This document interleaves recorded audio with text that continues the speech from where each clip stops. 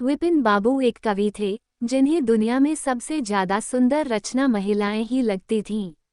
इनकी कविताओं में भी सिर्फ महिलाओं के रूप, सुंदरता और यौवन की ही तारीफ हुआ करती थी। जैसे ही किसी महिला का जिक्र होता तो ये अलग और सुंदर सी कल्पना की दुनिया में चले जाते थे। इन्होंने अपने जीवन में भी एक ऐसी ही सुंदर महिला की कल्पना की थी। विपिन बाबू के मन में था कि उनकी पत्नी फूल सी कोमल, सूरज जैसी चमक, कोयल सी आवाज और सुबह की लाली से शोभित हो। अब विपिन बाबू के कॉलेज की परीक्षा भी खत्म हो गई थी। विपिन के लिए कई सारे रिश्ते आ रहे थे। एक दिन विपिन के मामा ने उसकी शादी भी तय कर दी। विपिन का मन लड़की देखने का था। उसे देखना था कि जैसी पत्नी की वो कल्पना करता है वो वैसी है या नहीं। विपिन ने मामा से अपनी होने वाली पत्नी को देखने का निवेदन दिया, लेकिन मामा ने उसे कहा कि वो बहुत ही सुंदर है, उन्होंने उसे खुद देखा है। मामा की बातों पर भरोसा करके विपिन ने शादी के लिए हाँ कर दी। शादी का दिन भी आ गया। मंडप के पास बैठा विपिन अपनी पत्नी को देखने के लिए उतावला था। होने वाली पत्नी को उसने गहनों से सजा हुआ देखा। चेहरे पर घूंघट, हाथों और पैरों की सुंदर उंगलियां देखकर उसके मन को थोड़ी राहत मिली। दूसरे दिन विदाई के बाद जैसे ही डोली विपिन के घर पहुंची तो वो तुरंत अपनी पत्नी को देखने के लिए दौड़ा। तब उसकी पत्नी पालकी से बाहर घूंघट उठाकर देख रही थी।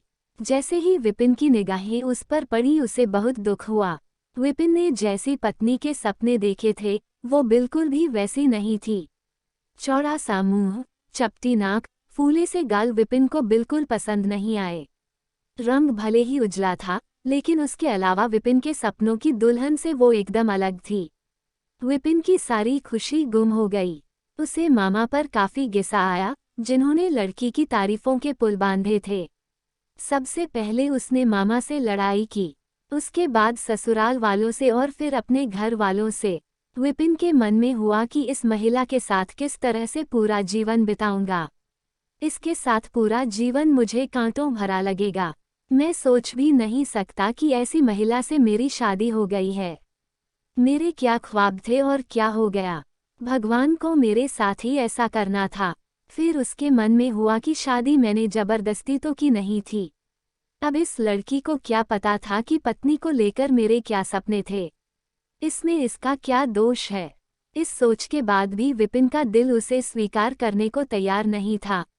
वो घंटों श्रृंगार करती थी, अपने बाल संवारती थी, लेकिन विपिन के मन को बिल्कुल भी नहीं भाती।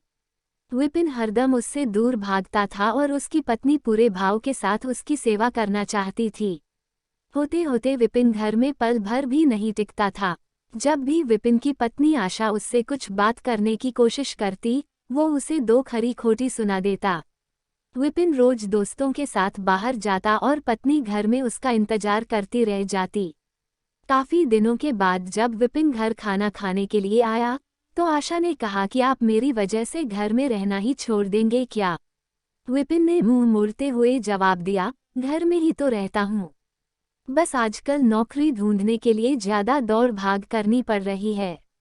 आशा ने कहा, मैं खूब जानती हूँ कि आप घर में क्यों नहीं टिकते हैं। आप किसी डॉक्टर से बात करके मेरा चेहरा वैसा क्यों नहीं बना देते जैसा आप चाहते हैं। विपिन से चिढ़ते हुए कहा, क्यों तुम बेवजह फिजूल की बातें कर रही हो। तुम्हें यहाँ आने के लिए किसने कहा। उसकी पत्नी ने पूछा, जब आपको किसी चीज से परेशानी है तो उसका इलाज भी करना होगा ना। विपिन बोला, भगवान जिस काम को नहीं कर पाया उसे मैं कैसे कर दूंगा। गुस्से में आशा कहने लगी, इसके बारे में आपको सोचना चाहिए कि भगवान ने जो किया है उसके लिए मुझे सजा क्यों मिले। हर तरह की सूरत वाले लोग दुनिया में हैं, लेकिन उनके पति ऐसा व्यवहार उनसे नहीं करते। विपिन ने झल्लाते हुए जवाब दिया कि क्या मैं तुमसे कोई गलत व्यवहार करता हूँ। क्या कभी मैंने तुमसे लड़ाई की है। तुम ही मेरे सामने आकर मुझसे बहस करने लगती हो। ये सब सुनकर आशा वापस चली गई। उसे लगा कि इन्होंने मेरे प्रति अपना दिल पत्थर का बना लिया है। अब ये मेरी एक नहीं सुनेंगे। इधर विपिन का ऐसा रवैया देखते देखते आशा बीमार हो गई। वो अपनी जिंदगी से निराश थी। उधर बीमार आशा को देखने विपिन एक बार भी नहीं गया। उसके मन में था कि इसे कुछ हो जाए तो इस बार अपनी पसंद की लड़की से शादी कर लूँगा। अब तो विपिन को और भी छूट मिल गई थी। पहले कभी कभी आशा रोकती टोकती और बाहर जाने की वजह पूछ